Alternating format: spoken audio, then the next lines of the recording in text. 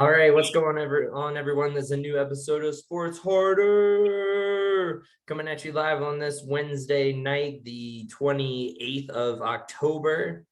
We are live.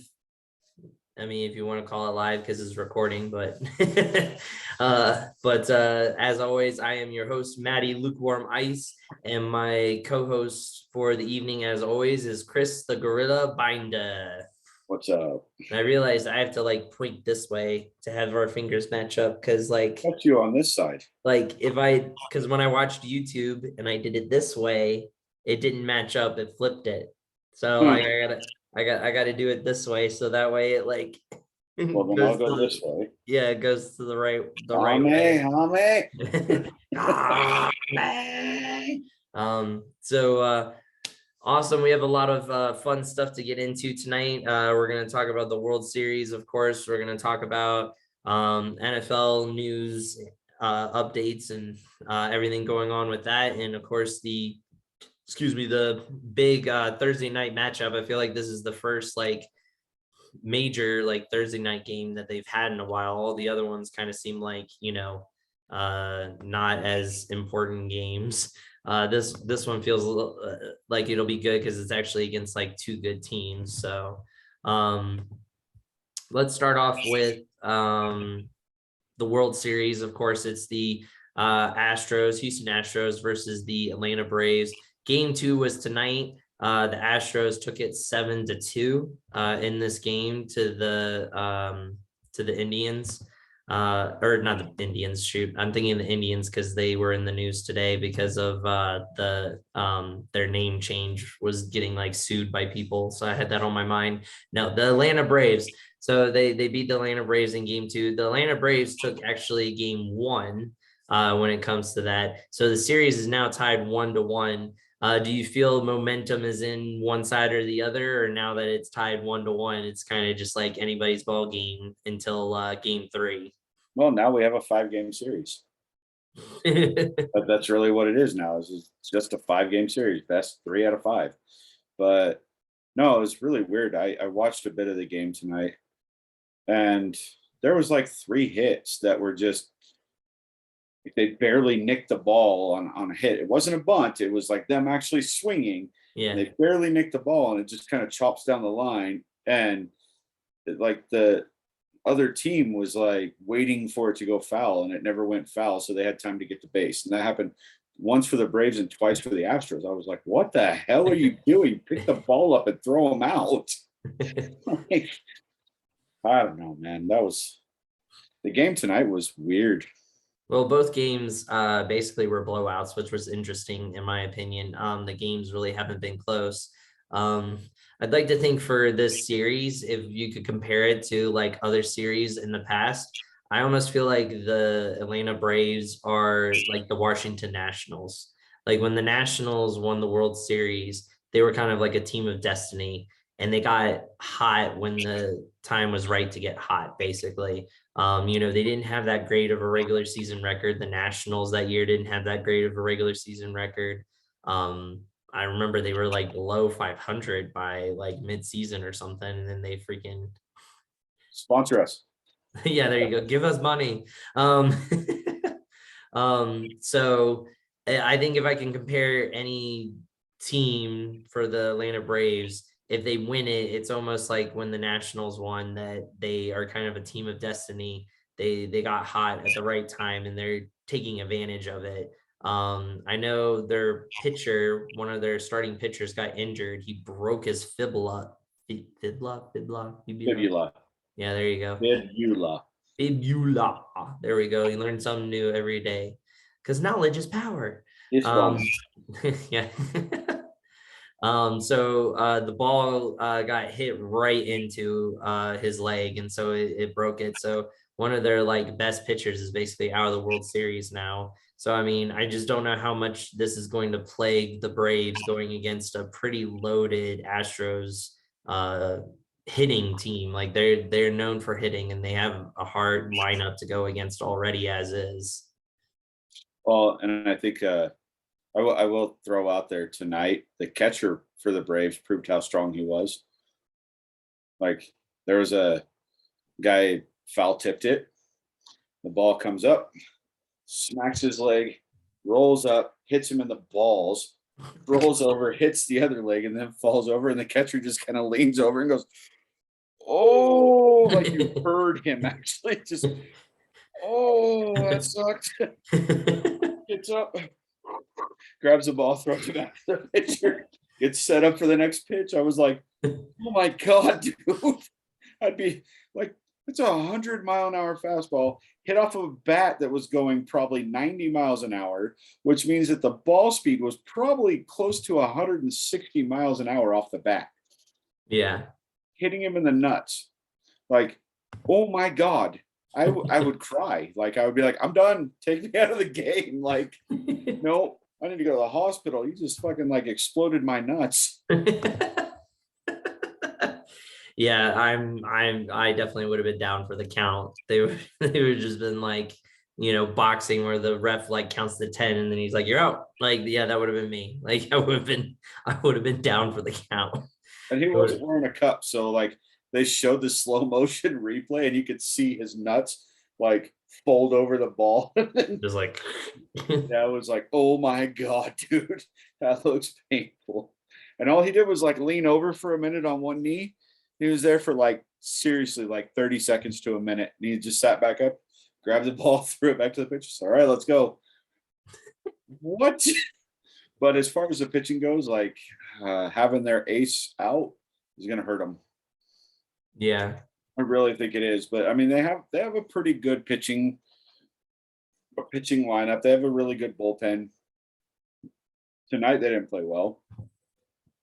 I mean, they had their closer come in like I think it was the top of the or bottom of the eighth. Excuse me, I got the hiccups. All of a sudden, like, what the hell? I'm sorry.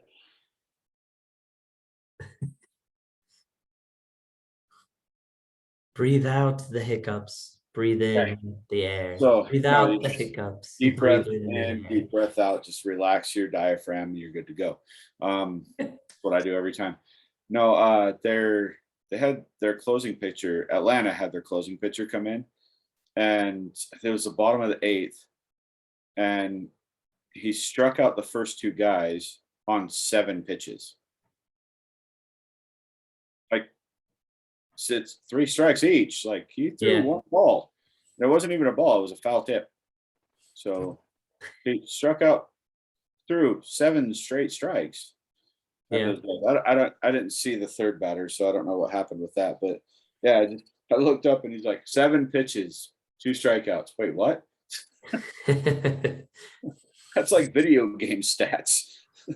Yeah, but I mean, I think it's gonna be hard. I mean, they're going back to Atlanta now for game 3, but I feel like the odds are very against the Braves right now. I know the 95% of the fan base wants Houston to lose, obviously, because unless you're from Houston, you're really against them because of the cheating scandal. But it's kind of interesting, to talk about and debate, the Astros being in the World Series 3 times out of the past 5 years. They went to 5 straight pennants or whatever, or won 5 straight pennants like in their division. Should they be considered one of the like top teams of like the era, kind of like in the 90s when the Yankees had that stretch of winning like 3 World Series and they went to like a bunch of them in a row. I think they won 4 out of 5 or something like that. Yeah, and the one that they lost was to the Braves because the Braves went like 4 times in a row. Yeah, it was something insane. So, are the Houston Astros like in the categories of those type of teams of like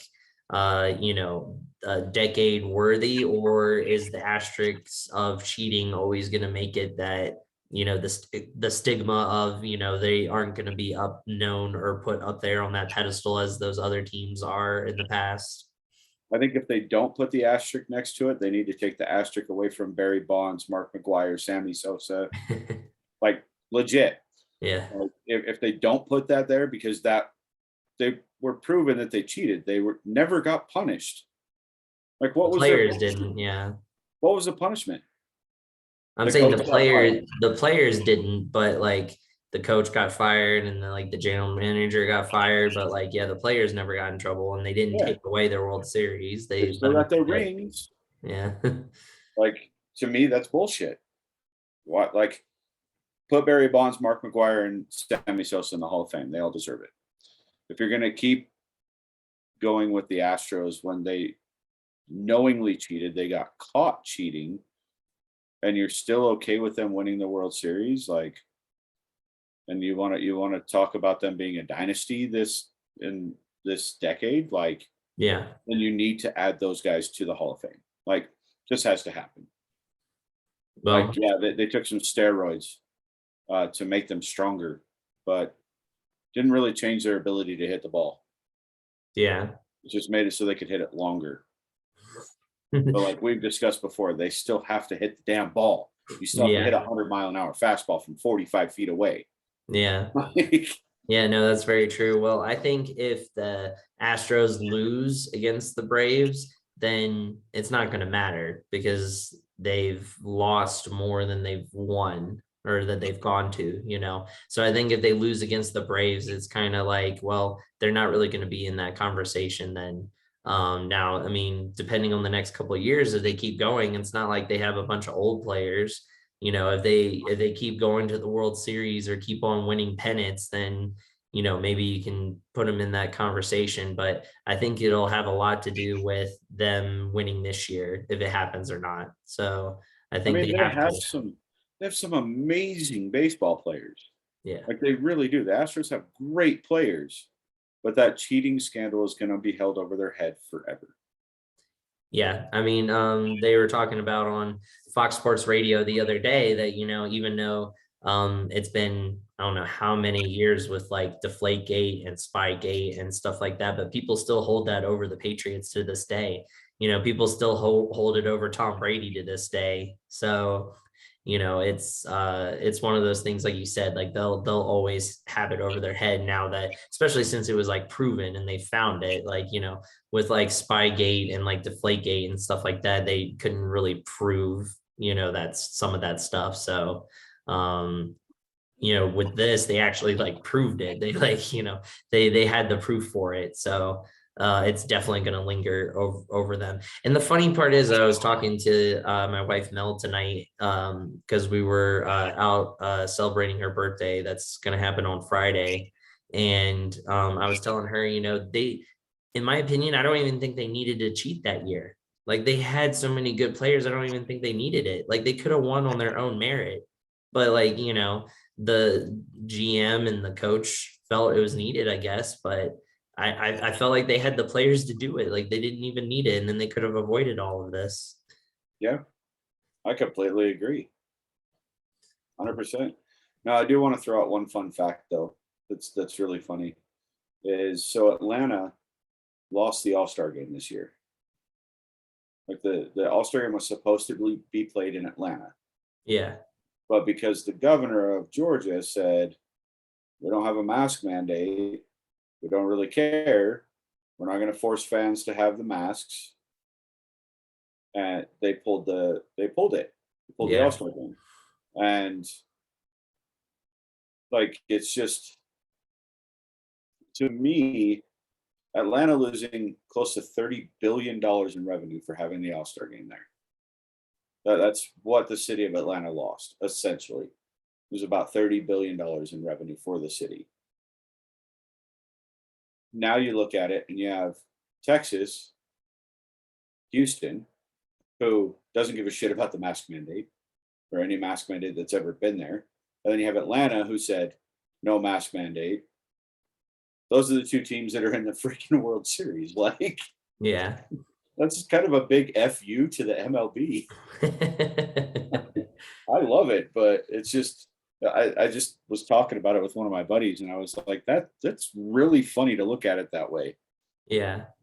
No, I mean that is pretty interesting that it ended up falling that way or happening that way. um Well, we'll see how the next game goes in Atlanta. I think the momentum will be in the favor of the winner of game 3. So we'll see who ends up taking that. I The think Braves. hopefully, we'll see, fingers crossed. So with the college football rankings, they have stayed the same. So it's the same top 4 teams, but we actually have some pretty big matchups that are happening this weekend. So one big matchup will be number 6 Michigan versus number 8 Michigan State. And we've kind of talked about this game a bunch recently, basically saying this is the game for either of those teams. Yep. Whoever wins that game stays undefeated, and I think boosts their chance to get into the college football playoffs. So, I mean, this is going to be the game. I mean, if you had to give it to one team or another, who do you think is going to come out on top? I'm hoping for Michigan because I'd like to see Jim Harbaugh do something. But Michigan State has had Michigan's number and Jim Harbaugh's number since he became the coach. Like, Michigan State's a tough team, and they always have been. Like, both football and basketball. It's kind of crazy.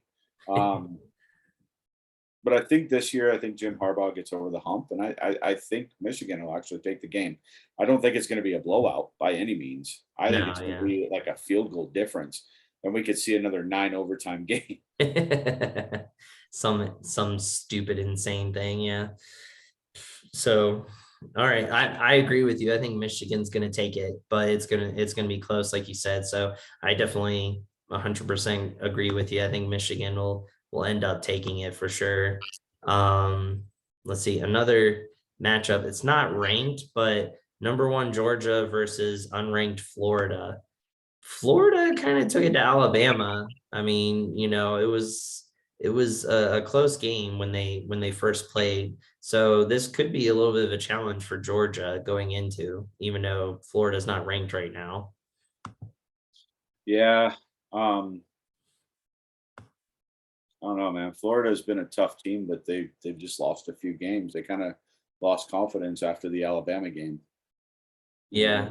They've lost what, 2 or 3 games now? 2, yeah. 2. It's crazy how losing 2 games takes you out of the top 25 completely. Right. Unless you're Alabama. You could lose 2 games and still be the number 1 team. You could still be in the college playoff, yeah. Yeah, and then another big matchup that's going to be key is number 20 Penn State versus number 5 Ohio State. Even though Penn State's come off 2 losses here recently, I still think they're a pretty decent team. So this is going to kind of show Ohio State what they got, And I think Ohio State's going to destroy Penn State, though. You think Ohio State's going to destroy them? Yeah, absolutely. I don't know. I think it's going to be a lot closer. I think it's going to be hard for Ohio State. I'm betting it's going to be like 42-17. 42-17, damn. Yeah. I could see it being like I could see it being like 35-24. Nope. 42-17. All right, we'll see. I told you, I'm from the future, son. I know things. Like, we're gonna have to get tickets to the Super Bowl. Oh yeah. Yeah, if we each want to pay like 10 grand. No, we're gonna have to hurry up and get them like now when they're not 10 grand. Yeah, I mean we'll see about that. It's gonna be our teams. It's gonna be our team. All right. Yeah. I could see it happening, man. It would be cool. It would definitely be really cool. Let's see. So is there anything you wanted to cover in like NBA? There's only been like 4 games so far in the NBA season since it started. Was there anything big that you wanted to cover in that? My team sucks. They haven't won a game. Yeah, they did. They beat the Lakers tonight. They actually beat oh my God. So I didn't even pay attention to that game, like, because I looked at halftime and the Lakers were up like 72-40. I was like, yeah, this game's over. Yeah, the Lakers lost a 26-point lead. Jesus Christ. To OKC. Yes. So the Lakers are garbage this year. It's 4 games in, man. And they're already garbage. And LeBron wasn't playing either. Oh, that doesn't mean anything. That doesn't mean anything. And freaking Westbrook had like a triple double or quadruple double or something like that. They said something insane. So He had a quadruple double? That's yeah, rare. There's only been like a few of those in the league. and he like I think they were saying that because he had like 10 turnovers. Oh, that's funny. Let's look. Westbrook.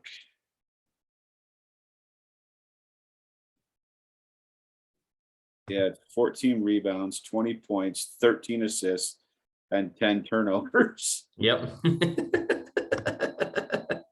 No, like I was thinking like a real quadruple double like Andre Kirilenko got that one time. Oh, yeah, no.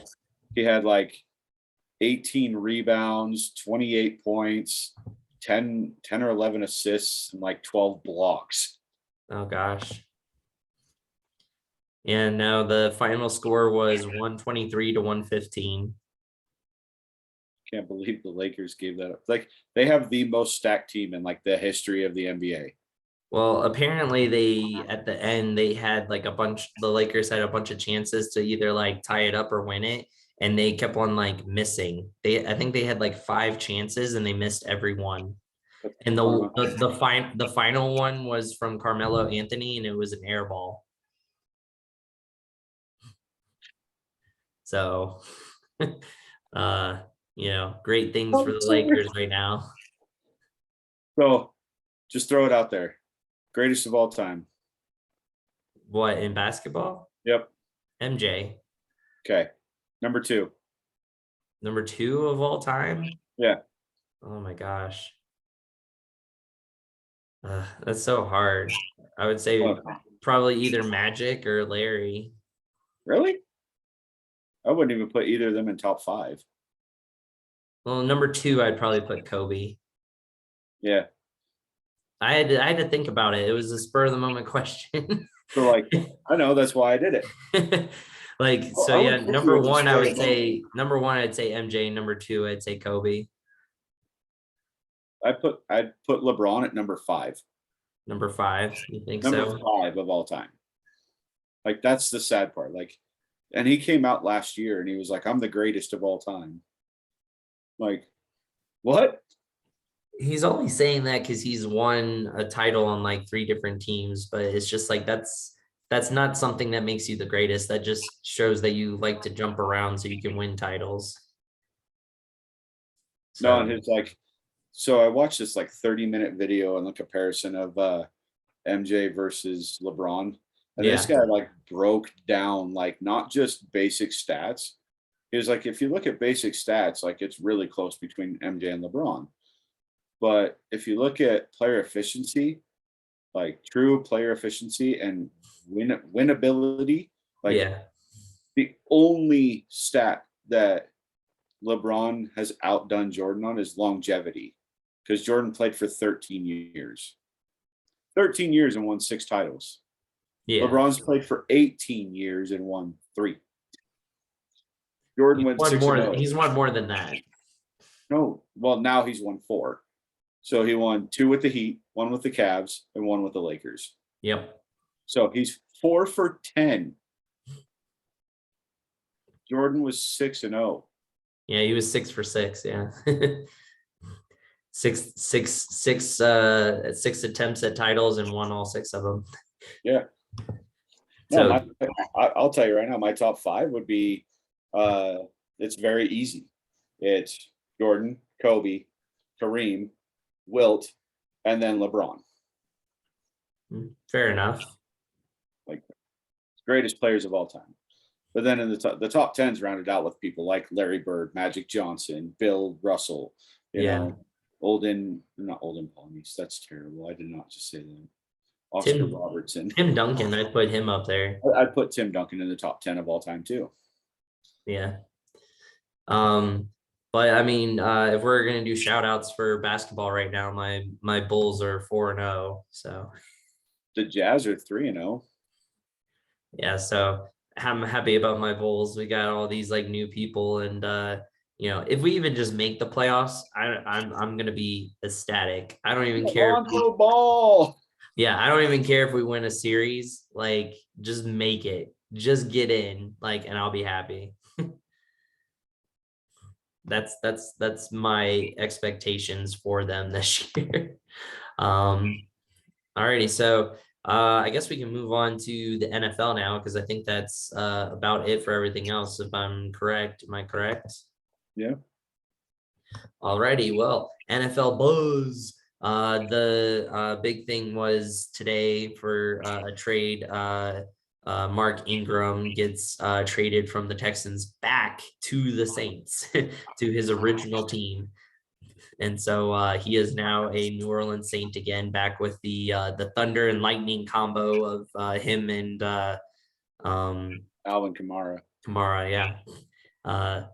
Excuse me. So I think that's a great addition, but they still don't have a good quarterback.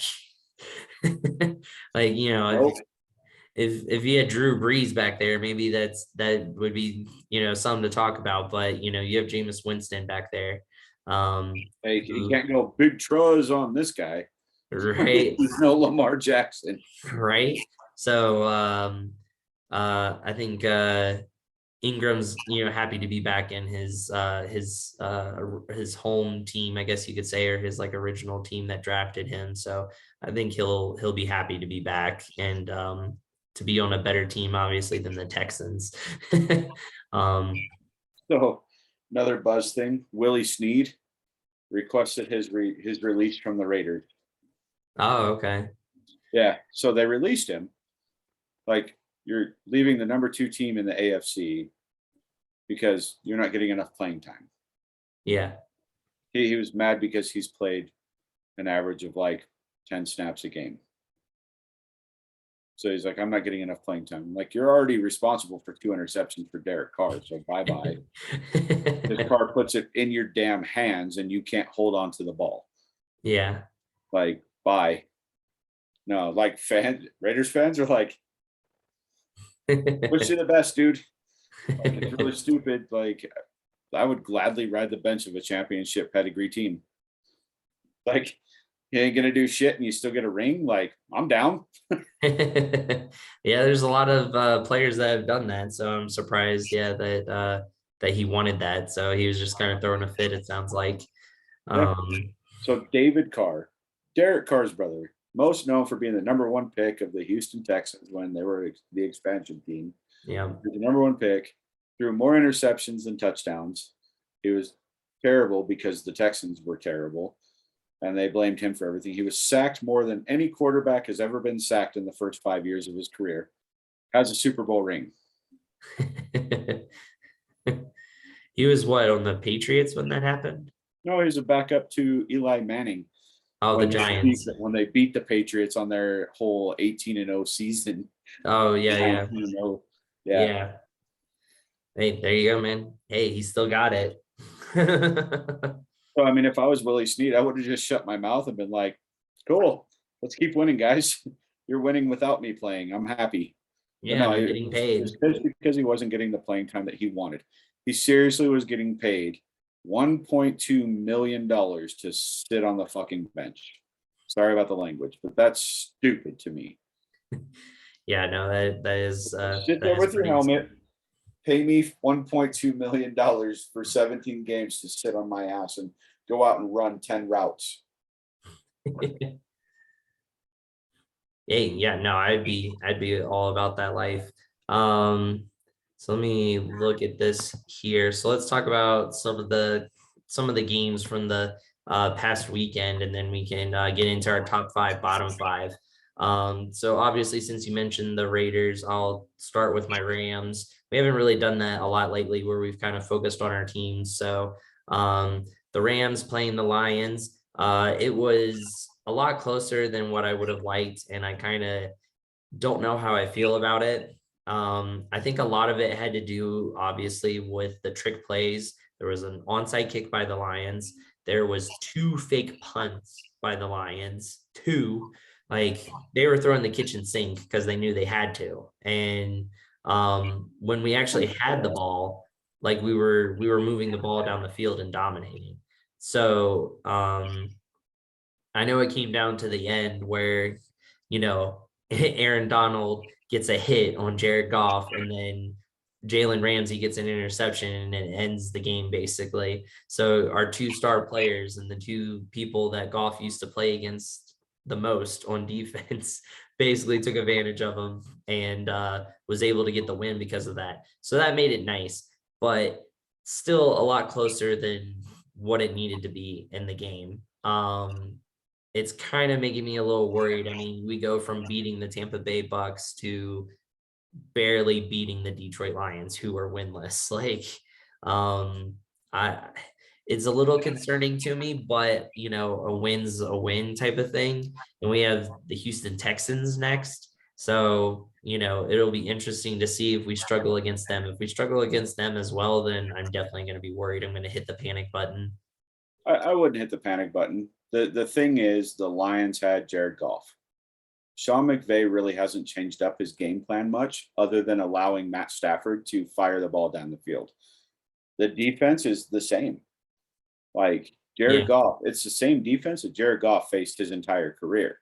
Yeah. You think he's not going to know how to shred that apart? Know what's coming at him? Know what the looks are? Yeah. Like that's the only reason the Lions were in that game. That's it. Was because Jared Goff knew what he was looking at. It's the only team that he could play against that he knew what he was looking at. He knew what the defensive schemes were.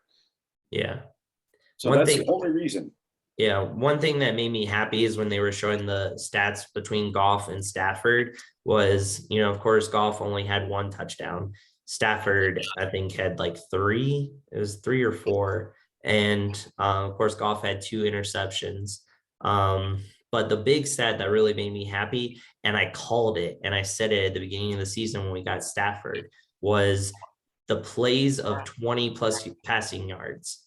Goff only had 1. And out of, I don't know, it was very little. And then Stafford had like 8 plus like 20-yard throws. And it's just like I said at the beginning of the season when we got him, Stafford will push the ball farther down the field than Goff ever did. Goff was always like dink and dunk, and he's still doing it with the Lions. But Stafford is like killing it with 20 plus yard passes. Like we're actually passing the ball deep. So I called it, and I'm glad they showed that stat. This is not really a fair comparison though. Stafford has like probably second or third strongest arm in the entire NFL. At 13 years in. That's what we needed. And Goff is young and he's not even doing it. Yeah, Goff doesn't have a strong arm though. He's not a strong arm quarterback. He's a check down quarterback 100%. Like I think the longest pass I ever saw him throw through the air was like 45 yards. Like through the air, 45 yards. Yeah. Granted, it turned into like a 70-plus yard touchdown because you had Cooper Kupp catching the damn ball, and that dude's ungodly. By the way, shout out to Cooper Kupp for on Madden 22. They did the team of the week, and he got the hero. Like he was the best player in the NFL last week. That's what they gave him. So nice. Awesome, great. Like he is tearing it up. So I just have to throw this: the top 2 teams in the NFL for plays over 20 yards. Raiders are number 1. Rams are number 2. Wow. Yeah.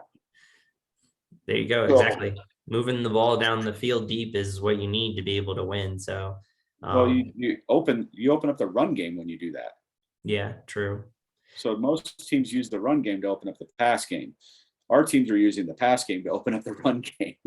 Yeah. Well, I mean, it's a good sign as well that shows like when we need Stafford to throw the ball a lot, we can, because our running game really wasn't good in that game. So, I mean, if the run game for some reason isn't working, we can turn to Stafford and he can throw the ball. Like, did Sony Michel score a touchdown though? A rushing one? Who? Sony Michel. I thought he scored a rushing touchdown. No, I think it was Henderson. thought it was Michelle. Oh well. No, the Rams are looking freaking scary, dude. Well, we'll see. We got killed by the Cardinals. So that's my only concern is, once it gets time to play them the second time this year, and if we face them in the playoffs, then, it's concerning. So Well, you want them to beat you again in the regular season and then face them in the playoffs. Because then it'll be just the New Orleans Saints, Tampa Bay Bucs situation. Saints beat the Bucs twice last year in the regular season, and then they got to them in the playoffs, and they're like, they lost because it's yeah, hard to beat the same team 3 times in a season. that's true. That is very true. So we'll see when it comes to that. One quick thing before I let you talk about the Raiders or another game, depending on what you want to do. But since you were shouting out Cooper Kupp, so they were showing the stats for the first 7 games of the season, and Cooper Kupp and Randy Moss were the only 2 people in NFL history to have the amount of receiving yards and touchdowns within the first 7 games. And then he caught 2 more touchdowns in that game. And then it put him over Randy Moss, where he was the only player. Cooper Kupp is the only player in NFL history to have that many touchdowns within the first 7 games. Isn't he at like 11? Not sure exactly where he's at. I think he is at 11. I think he's got a shot at breaking the record this year, which I think is 23. He's definitely got a shot at it. Yeah. I mean, it's insane. He's catching like at least 2 touchdowns a game so far. Like, Yeah, he's tearing it up. I'm loving watching it because this isn't like a race thing, but it's nice to actually see a white boy actually tear up the wide receiver position. It's predominantly a black position because black people are faster than white people. Black people are more athletic than white people. And it's not a race thing. It's just fact. Like, I don't know why, but yeah, seeing a white boy actually be able to tear up a position that's predominantly black, and from all positions, he's been the X, he's been the Y, he's been the slot, yeah. he's played from every position in wide receiver and just tore it up. So here's the stats. So he's got 56 receptions on 81 targets. He has 809 yards receiving already. And he has go for the receiving yards record too. And he has 9 touchdowns. Oh, only 9? Yeah. Okay, I thought he was at 11, but yeah, I thought he was at more too, but he's still got a shot at the record. We're 6 games in. 7 games. 7 games, yeah. He's almost at 1,000 yards already. Yeah, 7 games. He's at almost 1,000 yards. That's amazing. And there's an extra week this year. Yeah, true. So just wanted to do that quick shout out because I don't think too many people know, because it's Cooper Kupp. He's not a big name guy, but people should know his name now. He will be. He definitely will be. Like, teams will look to guard him, and that'll open up Robert Woods and Van Jefferson a lot. Yeah, that's for sure. No, I don't really want to talk about my Raiders game because they played a shit team. They wiped the floor with them. Everybody lost faith. So I'm in a bunch of Raiders groups and stuff, and people were pissed off when Derek Carr threw that first interception, and then the Eagles marched down and score. That was dumb. But then the Raiders come out and they score 30 unanswered points. Right. No, the one that got me, the only thing that really got to me in that game was, I think it was halfway through the second quarter, or maybe at halftime.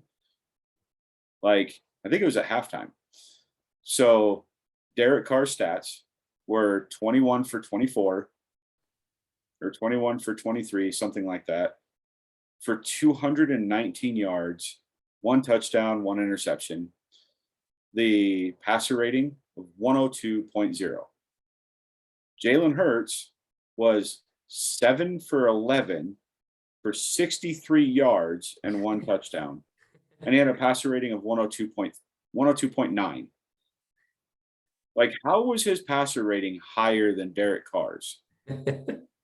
Like, they need to like revamp that number, because that there's no way that Jalen Hurts was outplaying Derek Carr in that game. Yeah. Derek Carr threw for 91.2%. 91.2% accuracy. Like, holy crap.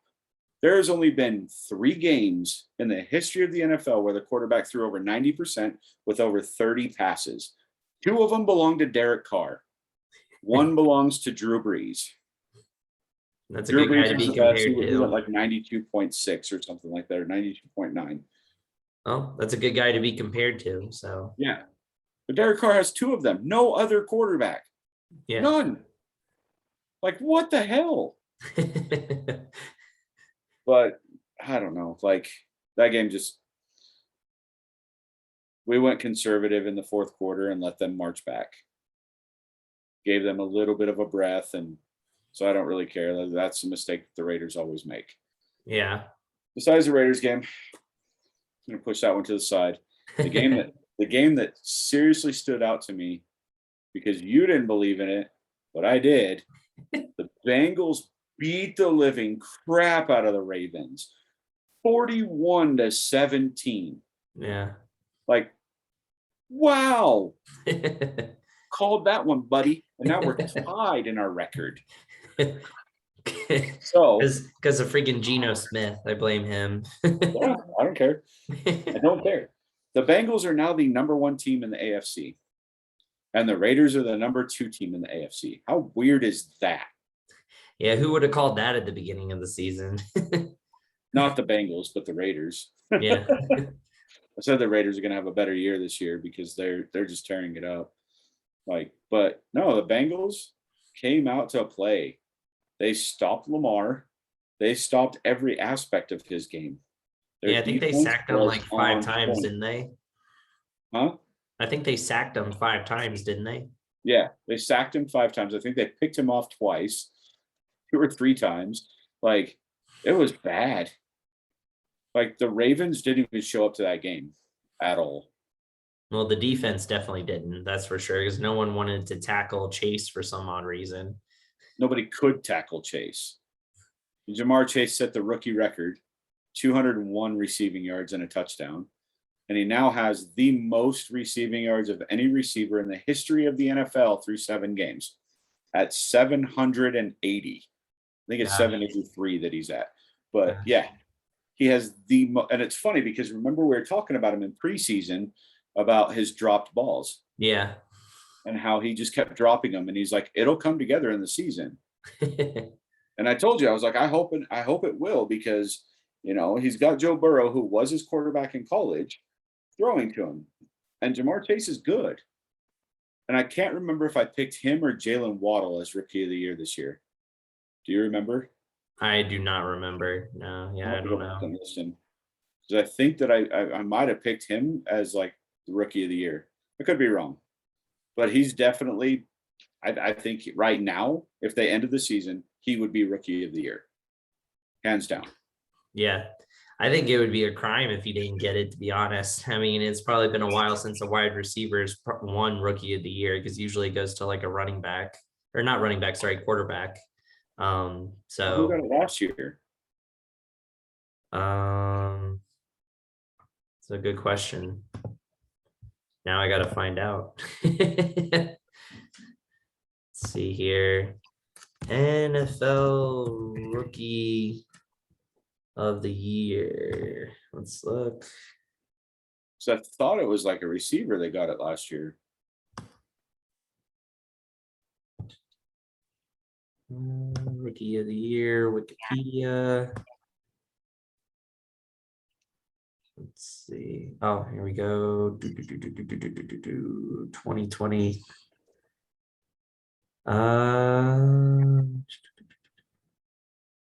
Oh, Justin Herbert. Yeah, told you, quarterback. Oh yeah, it was a quarterback. I forgot about that. And then Kyler Murray won it the year before that. Yep. And then Saquon, Alvin Kamara, Dak Prescott, Todd Gurley. The last wide receiver was Odell in 2014. Wow. It's been 7 years since we've had a wide receiver. I Yeah, think Jamar Chase is front runner for it, 100%. yeah. None of the Like top quarterbacks. I mean, Mac Jones might be all right, but I still wouldn't put him up there. I wouldn't put him as rookie of the year, that's for sure. Wouldn't even put him in there running, and he's the best of the quarterbacks that got drafted. Yeah. So yeah. Oh well. So yeah, there you go. Was there anything else that you wanted to talk about that game, or should we do our top five, bottom five? We can just jump to top five, bottom five. Nice. I All did right. bottom five first last week, so it's your turn. Oh, to start with my bottom five. Yeah. All right. I did it 2 weeks in a row because I was behind. All right. Finally caught up to you. Well, that's with the picks of the week, Yeah. but yeah, I don't mind starting with my bottom five. So I mean, it's always easy for me to put the worst team in the NFL because they are 0-7. The Detroit Lions are at number 5, the very worst team in the NFL. The record just shows it. Whether they've been close in games or not, they are 0-7. They have not won a game. So um, I'm afraid like Jared Goff's going to get benched here soon because his coach just keeps on saying, well, I want to shake things up. So I have a feeling that, Goff might be on the bench here pretty soon. Um, let's see. After that, I'd have to say the Houston Texans. Um, they got annihilated by the Cardinals. I mean, Cardinals are in my top 5, obviously, but it just looked awful. Then after that, the Jacksonville Jaguars would be my third worst team in the NFL. And then after that, it's kind of hard because those three are kind of the top ones. I would say Atlanta Falcons, but they've kind Yeah, of 3-3. they've won 3 straight now, so it's kind of hard to put them there anymore. And Kyle then Pitts is a freaking beast. I almost want to say the 49ers, like they just looked awful in their game against the Colts, and they have so many injuries. It's gonna be a rough year for them, I feel like. Again. And then probably the at number excuse me, at number well, one, yeah. So the first the least worst team, I guess, in the NFL. Actually, yeah. No, I should switch that. I should put the Dolphins after the Jacksonville Jaguars, and then I'll put the 49ers because I feel like the 49ers are better than the Dolphins. So yeah, I would put it as so the Lions, the Texans, the Jaguars, the Dolphins, and then the Niners. Boom. Wow. Oh. That's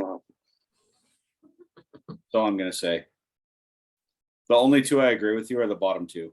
Oh, okay. Jacksonville, you feel like is better? Yeah. Oh. So I would put number 5, obviously, the Lions.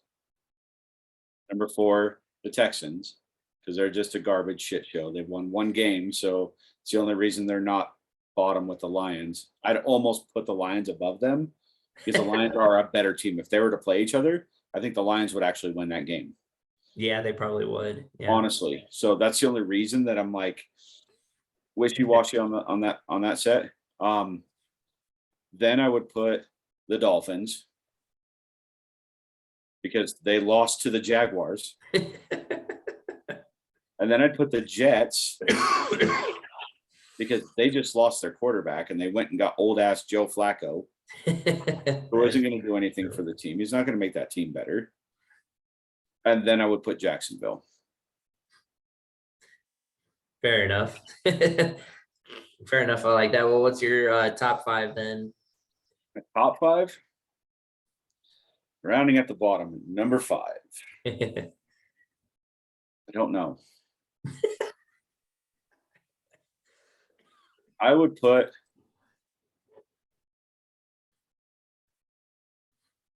I haven't really thought about this one too much, so it's difficult because there's a couple that are 5 or 6-1, 5-1. whatever.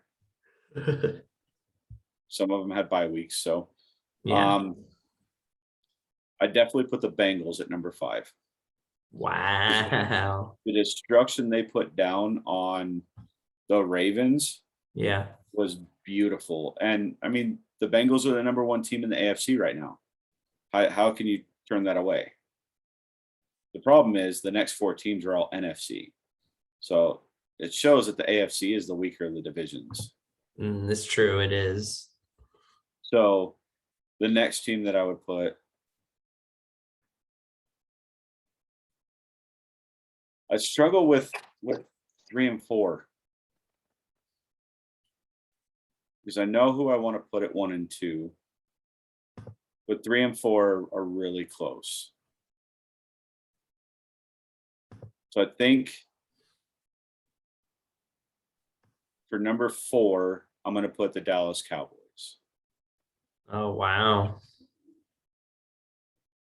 I mean, they really haven't beat anybody of upper echelon. Yeah. They did take the Bucs pretty far. They made one mistake. They had the lead and they just gave Brady too much time. You know, that's the only mistake that they made. Other than that, like the Cowboys have been a really good team. They've been kind of like that quiet, scary team, which is weird because normally Cowboys fans are like, well, we're the greatest. We've only lost 1 game. Fucking Cowboys fans. I have a few friends that are Cowboys fans, and they know exactly how I feel about the Cowboys. Well, you made them very happy by putting them in the top 5. So At number 3, I'd put the Rams. See, that's why I struggle because, like, the Rams beat the Bucs.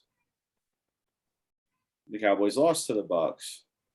But I think if they were to play head to head, it would be like such a close damn game right now. yeah. It really would because Dallas's defense has definitely stepped up. Like they've really stepped up. They lead the league in interceptions because of Trayvon Diggs, but who might actually break the record this year. Number 2, I'm going to put the Packers, which could switch after Thursday, depending on the outcome of that game. Yeah. Number 1 is obviously Arizona because they're the only undefeated team. But if the Packers beat Arizona on Thursday, it's going to be switched. Here's a spoiler, like next week, I'll be saying the Packers are number 1 if they can beat Arizona. Fair enough. I mean, that makes sense. I could see why you would want to do it that way. So there you go. Bengals, Cowboys, Rams, Packers, Cardinals. awesome. All right. Well, let's see. At number 5,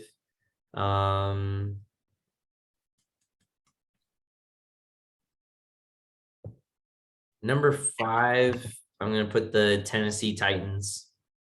I feel like if the Titans played the Bengals, then the Tennessee would win. I don't know. I think it'd be a close game.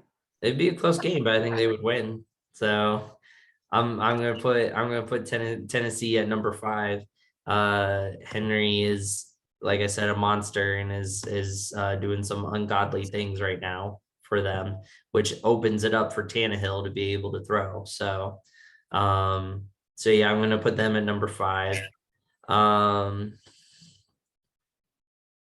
Number 4, I'm gonna put the Bucs. Which funny story. Tom Brady throws his 600th career touchdown to Mike Evans, and then Mike Evans gives the ball to a fan in the stands, and he sits down on the sideline, and someone tells Mike Evans, "Hey, you just gave away Tom Brady's 600th touchdown ball," and he goes, I gave the ball away. You can read his lips. He's like, I gave the ball away. I was like, oh my gosh. And so then they have someone go and talk to the fan and say, hey, I like want the ball back or whatever. What do you want for it? And like they were saying it was going to be price worth at like 1.5 million or something like that. But like that guy, I guess, didn't know that because I guess what he got in return was, I think it was 2 signed jerseys by Tom Brady. He got Mike Evans cleats. And 10 Bitcoin. Huh? 10 Bitcoin. Yep, Bitcoin. And this year and next year's season tickets. So that's what he got out of it, which I don't think equals out to 1.5 million, but I just don't think he knew how much it was going to be worth. But if I was a fan, I would ask for stuff like that too. Like I would have been like, hey, I want to meet Tom Brady. I want a picture with him. Like he's going to sign a jersey for me right in front of me and I'm going to meet him. Like, and if I was a fan, I would ask for stuff like that too. I would have asked for the same thing other than Bitcoin. I wouldn't have asked for Bitcoin, but well, the Bitcoin he got is at like $18,000 a piece, and he got 10 of them, so $180,000. golly, Ned.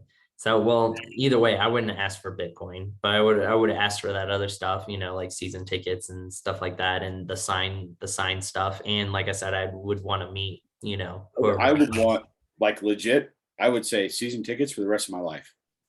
Hey, there you go. You want this ball? Season tickets the rest of my life. Otherwise, I'm keeping this fucker and it's going on my mantle. I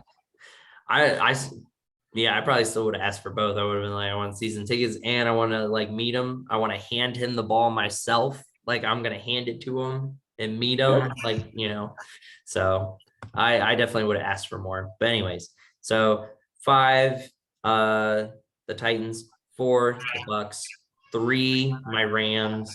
Still a little skeptical about them. They made me a little weary with playing the Lions, but 2, the Packers, and then number 1, the Cardinals being undefeated. So gotta go with the Cardinals being undefeated. And like you said, I agree 110%, depending how this game goes on Thursday. Some teams can be flipping around in those spots. So we'll definitely see how that goes. So, all right. So it is time for the NFL picks of the week. NFL picks of the week. Picks of the week.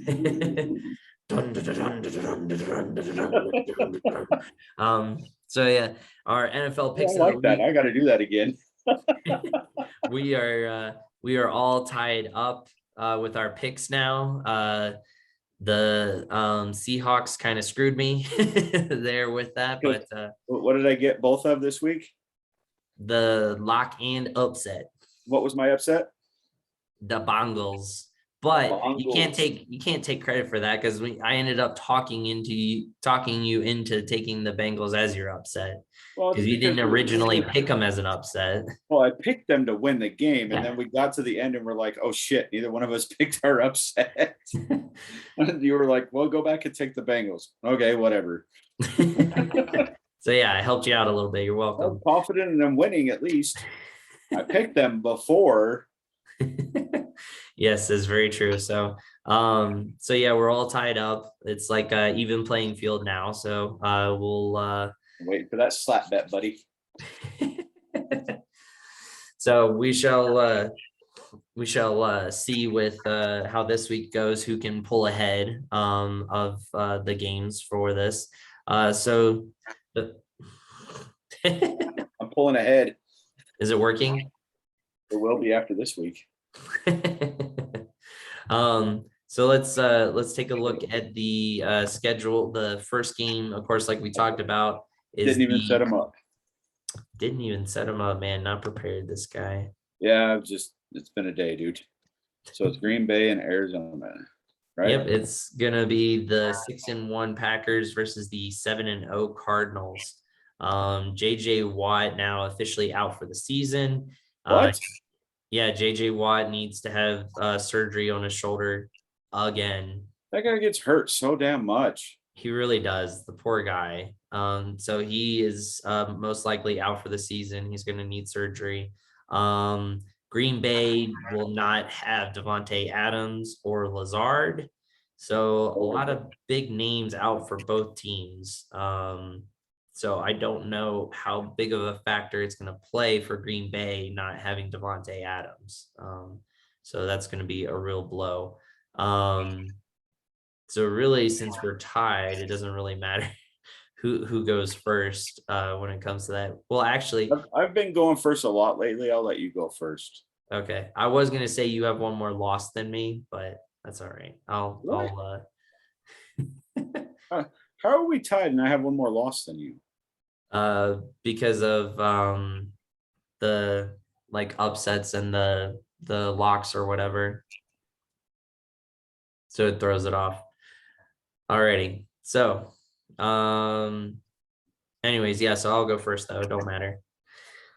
This one I'm having such a hard time with. There's such two great teams, and the Cardinals have just been decimating everyone, but they had a little stretch there, a little skid there where it was all crappy teams. They did beat the Tennessee Titans, who are looking good. And The they beat the Packers are kind of Rams. Packer and the Rams, yeah, and the Packers are getting some momentum. Um, I'm gonna go with the Packers. I think they finally give them their first L to the Cardinals. I think Aaron Rodgers really wants this. So, I'm actually going to put this as my upset. oh, already, I think the Packers are going to be the team to beat out of the NFC. I really do. Like, even though Lazard and Devontae Adams are out, he still has like a couple receivers. He's still got, Marquez Valdez Scantling. He's got Randall Cobb. He's got a decent team to throw to and people that he trusts. And he still has Aaron Jones. yeah, Still yeah, has AJ Dillon. And it's freaking Aaron Rodgers, dude. Like, you can't game plan for him. Like, you can game plan for Lamar and just be like, okay, he's going to throw sometimes, he's going to run a lot. So stop the run. Let him throw because he doesn't have great receivers. Aaron Rodgers, you can't game plan because he's still going to run on you. You don't know yeah. when he's going to run. He's not as fast as he used to be. But yeah, my upset. I'm taking the Packers. Man, you always take your upset and your locks so early. I feel bad. Like I always save mine for later. I don't feel bad. It's if I go wrong, I'm wrong. But I'm not wrong a lot. um, the next game, so you can find out. I'll just say the scores. So the what their records are. So the 6-1 Rams versus the 1-6 Texans. Garbage. All right. Trying to find them. Sorry. I Hey, just no, got this set up. I'm dumb. it's all good. This will be good to be able to talk about the like I said the scores for it and stuff like that, or not the scores. Why I keep on saying that their records. Always be able to talk about their Okay. records The beforehand, and Rams. if there's like news and stuff like that for the teams too, we can cover it while you're finding them. You said Rams and Texans, huh? Yeah. So you get to go. Um, I'm going to stick with going early. I'm going to lock this in with the Rams. First two games, my lock and upset are gone. Dang, first two games just right out the gate, boom, gone. Yeah. Yeah, I'm going with the Rams as well. I can't lock it, but you locked it in. Cha-cha-cha-cha-ching. Yep. Alrighty, awesome. The next matchup is the 3-4 Panthers versus the 3-3 Falcons. So the Panthers benching Sam Darnold in the fourth quarter, not for injury reasons, but because they were losing to the New York Giants. And they got killed by the New York Giants, They which, got embarrassed. yeah. So I don't know if Sam Darnold's even starting in this game or not, but the Panthers started off so high, and then now they're talking about trying to get Deshaun, but then they said no, we don't want Deshaun Watson anymore. So now they're out of the running for Deshaun. So Panthers are all over the place for some odd reason, and things spiraled very quickly in 6 weeks. But I think a lot of it had to do with McCaffrey getting injured as well. But I'm actually gonna go with the Falcons on this one because of they're on a 3-game win streak, man. They got the momentum, and Pettis is actually looking like the first round pick, so if he can keep that momentum up, it's going to be good for the Falcons.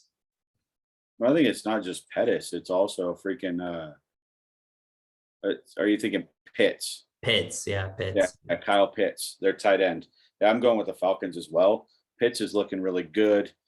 He's finally got a camaraderie with Matt Ryan. The team's looking a lot better, and the Panthers are just like really on a downward spiral. Like they're kind of like becoming.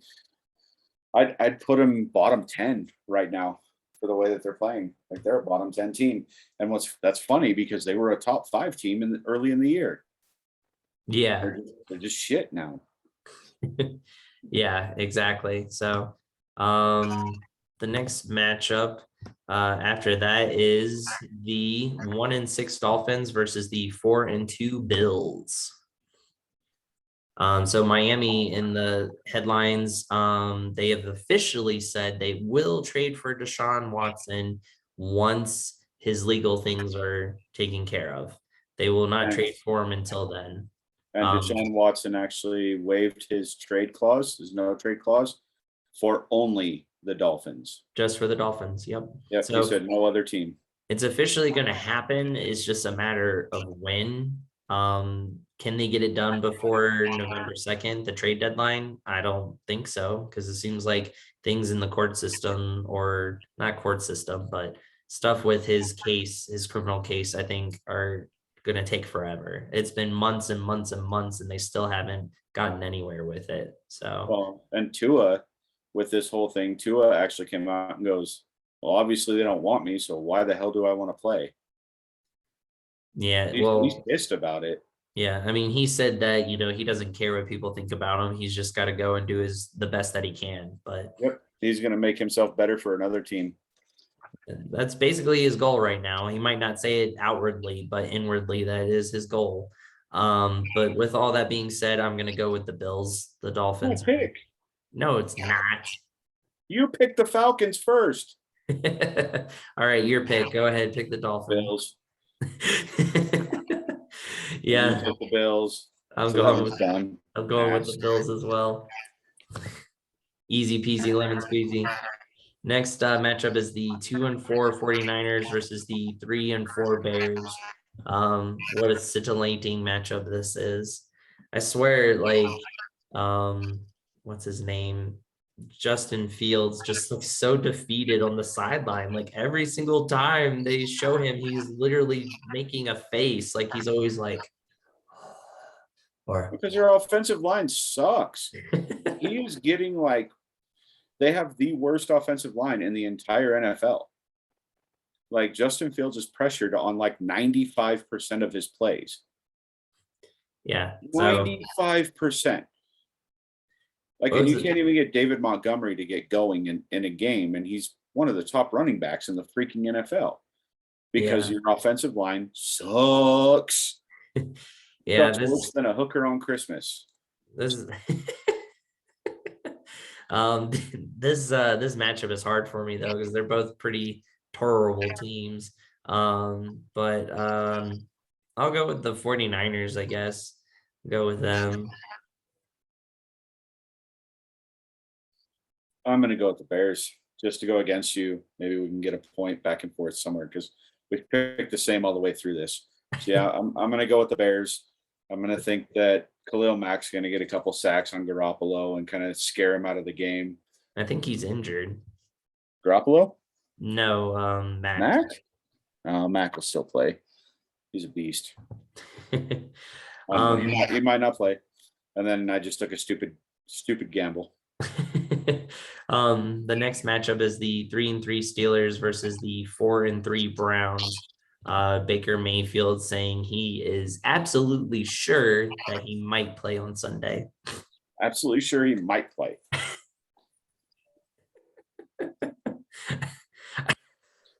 I picked first. I don't know what that means. So I get to pick first? Yeah, you get to go, yeah. Well, the Steelers are a stupid dumpster fire. The Browns are not doing anywhere near what they should be doing this year with all the talent they have on their team. But Case Keenum will get it done. I think the Browns win the game. I like it. Yeah, I'm actually going to go with the Browns as well. I think they'll get it done. I call it faith. I got the faith in them. Next matchup is the 2-5 Eagles versus the 0-7 Lions. Oh, good God. Guess what? This is your Upset upset? alert! Uh-oh. Upset alert! Upset alert! Going with them Lions. Going with the Lions. I think they finally get their first dub against a really terrible Eagles team.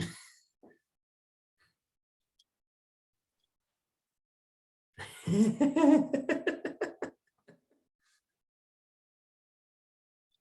think the Lions will golf it up.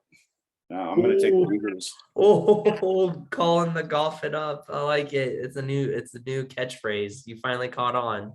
Yeah. I think it's going to be golfed up, and I think the Eagles will win it. Ready. I Might like be a it. stupid pick, but Hey, we'll see. I can pull 2 ahead of you possibly with this, so we'll see. or I can pull 2 ahead of you. That is true. Depending on how the If other you games win that go. one, you pull 3 ahead of me because you picked it as your upset. Yeah, so I would get two correct ones, and then you would just get the one wrong one. So I would be 2 ahead. Well, then the other game that I picked against you too. So Yeah, depending how that game goes. Yeah. Bears, 49ers. All right. Next matchup is the 5-2 Titans versus the 3-4 Colts. Oh, it's a good game because the Colts have been on a roll.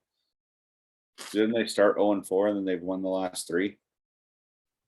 No, because they lost against the Ravens before that. So That's right. Okay. I pick first. yeah. I think the Titans are going to run all over the Colts. Yeah, I'm going with the Titans as well. I put them in my top 5 for a reason. All right.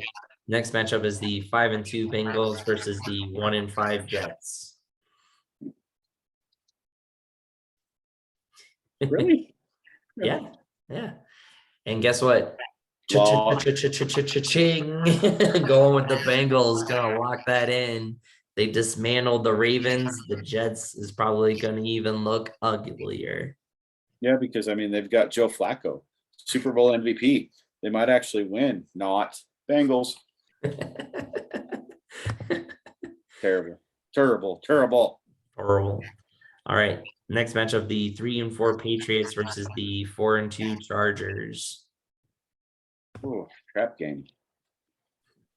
Trapping them up. Trap game for the Chargers.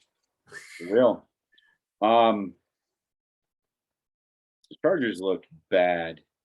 They look terrible against the Ravens. Like absolutely horrific. And the Patriots have been kind of like a mediocre team. They're that middle of the pack team. You know, Mac Jones is doing his thing. They don't really have a lot of talent on their team. This one's hard because if the Chargers win, they're tied with the Raiders and they take back the first place spot in the AFC West, where the Raiders right now have the AFC West. But I honestly think that the Patriots will take this game. Wow. I Okay. think Mac Jones throws for 350 yards, 4 touchdowns, and they take the game. Dang. Oh, good thing we're going against each other on a lot of these. I'm gonna go with the Chargers. I think Herbert's way better of a quarterback than Mac Jones. So Oh, Herbert's a way better quarterback than Mac Jones, but the Patriots defense is no joke. all right. That's really what they've always been known as. So Ooh, another scintillating matchup: the 1-5 Jaguars versus the 2-5 Seahawks. With the Seahawks still with Geno Smith and with Geno Smith. Yeah, with Geno Smith, it's just like he cost me not only like getting up on you in the NFL picks, but then he also cost me a loss in fantasy football because all he had to do was throw the ball a couple more times to Metcalf. But no, he threw it to him like 3 total times in the game. 3. That's it. Like you got to throw the ball more than 3 times at Metcalf. Like, what are you thinking? Do I get to start? Yeah. Yeah, this one's you. Oh my goodness. Freaking terrible teams, and the Jaguars just got a win against a terrible team. Yeah. Seahawks has the worst defense in the NFL right now. Yeah. I don't know where to go on this one.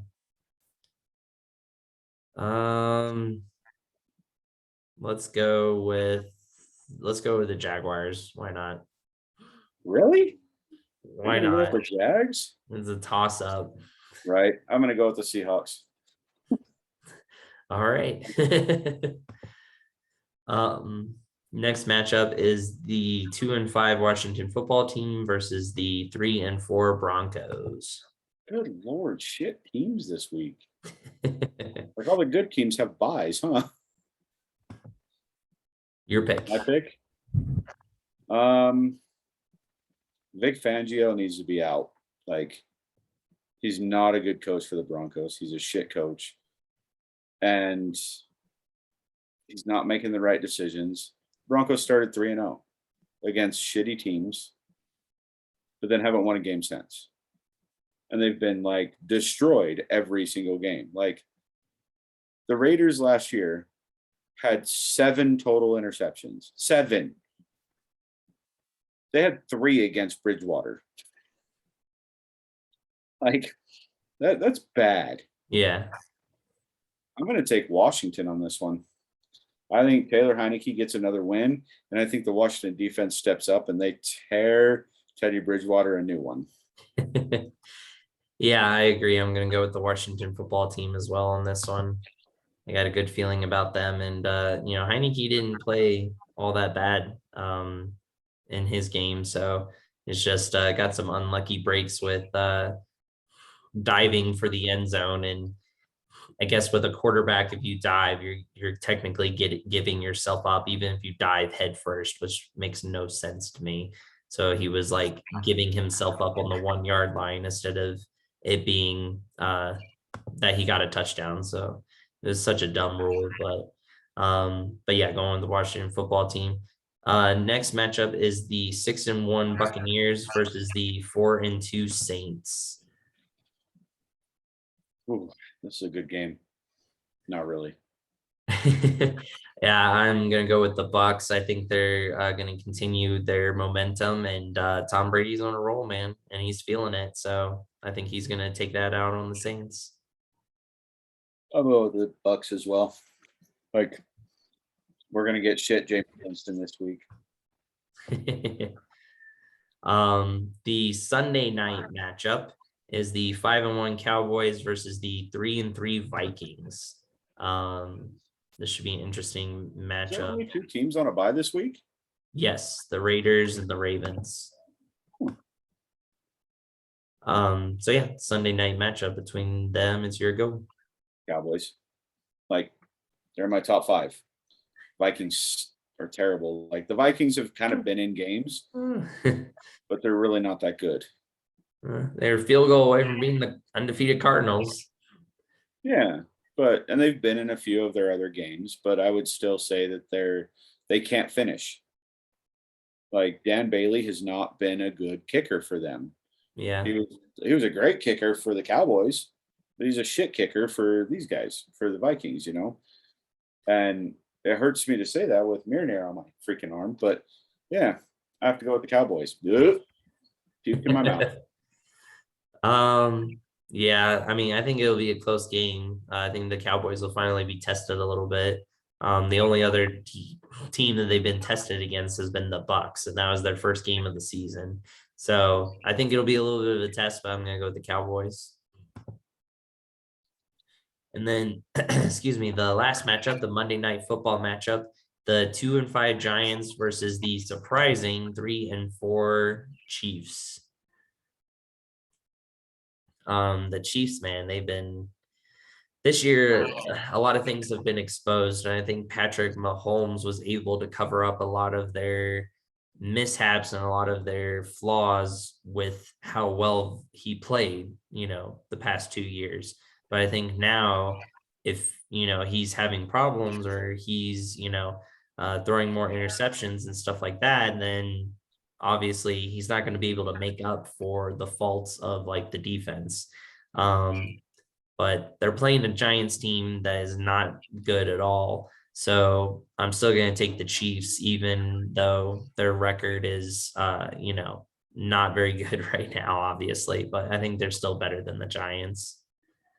I will say the one thing that I love about where the Chiefs are right now is the Raiders have always gotten crap saying that Derek Carr should win the games. It's Derek Carr's fault. A good quarterback can overcome a shitty defense. The Chiefs this year are proof that a great quarterback can't overcome a shitty defense. Yeah. They can't. The defense gives up way too many points. They don't play with any heart. They don't play together. And it's always up to Pat Mahomes to save the day. Well, when he doesn't have Tyreek Hill and Travis Kelce actually catching the ball and they're dropping shit like they have the last few weeks, then who's it fall to? Oh, is it still Pat Mahomes' fault? No, it's the Chiefs' defense. But with the Raiders, it's always Derek Carr's fault. Let's call it like it is and say the Chiefs are not as good as they have been the last few years. It's hard to keep consistent like that. It's hard to do it over a lot of years. They're not going to make the playoffs this year. Oh, bold prediction right there. Like, I thought that they would. Did I not put them as a wild card? I think I put them as a wild card this year. I thought you had winning the division. I thought you had them winning the division and then the Raiders as a wild card. The Raiders and the Chargers as wild cards, I think. Or I may have just had the Raiders as a wild card. I don't remember. Either way, they're not going to win the division.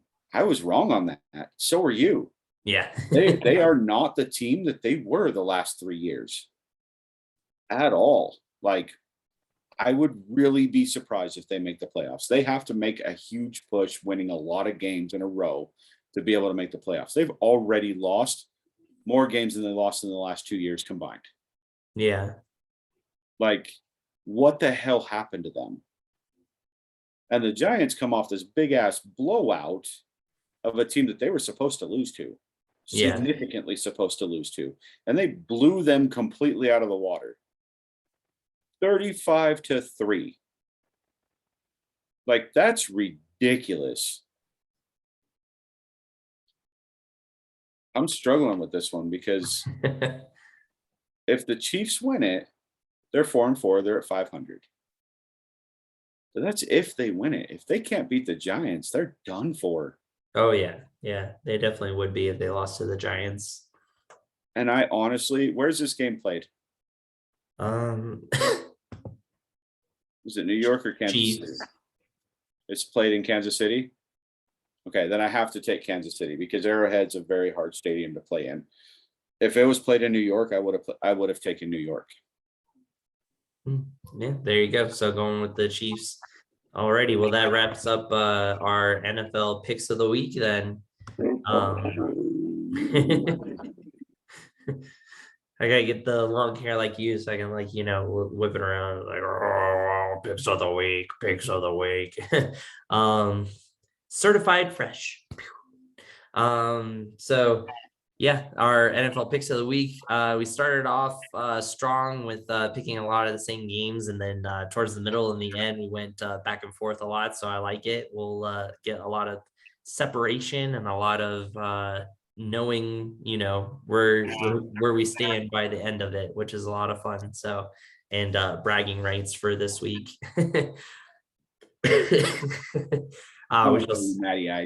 We shall see, good sir. We shall see. But as always, we appreciate the listens. We appreciate the views on YouTube and everything. As always, on Spotify, Apple Podcasts, Anchor, all those places, YouTube, where you can see our beautiful faces. Like, subscribe, share to all those things. You can always check us out on Facebook. We're always updating with different news things that are going on and whatnot. And as always, we had to end our show with our famous hashtag. Earl Thomas, still not signed. Earl Thomas, still not signed. So we'll post that, and You can do the hashtag as well when you repost it, if you share it, or you can just do the hashtag in general when you like comment on any of our posts, and spread that hashtag around so it gets more and more popular. Yeah, so we can get beat up by Earl Thomas. That's a good idea. There you go. Exactly. He'll come to our house like that commercial that they I'll had. pull the Stone Cold. Like that commercial they had where it was like Harrison coming to like Harrison, tackle yeah. you. And the guy's like, what? Does he have to? And he's like, yeah, if he doesn't, then he doesn't get paid. And he's like, he doesn't get paid. And then he like spears him out of the house. Like the same thing will happen to us just with Earl Thomas. So, Right. but awesome. Until next time, we will catch you guys next week on the flip side. Later. Peace. Deuces.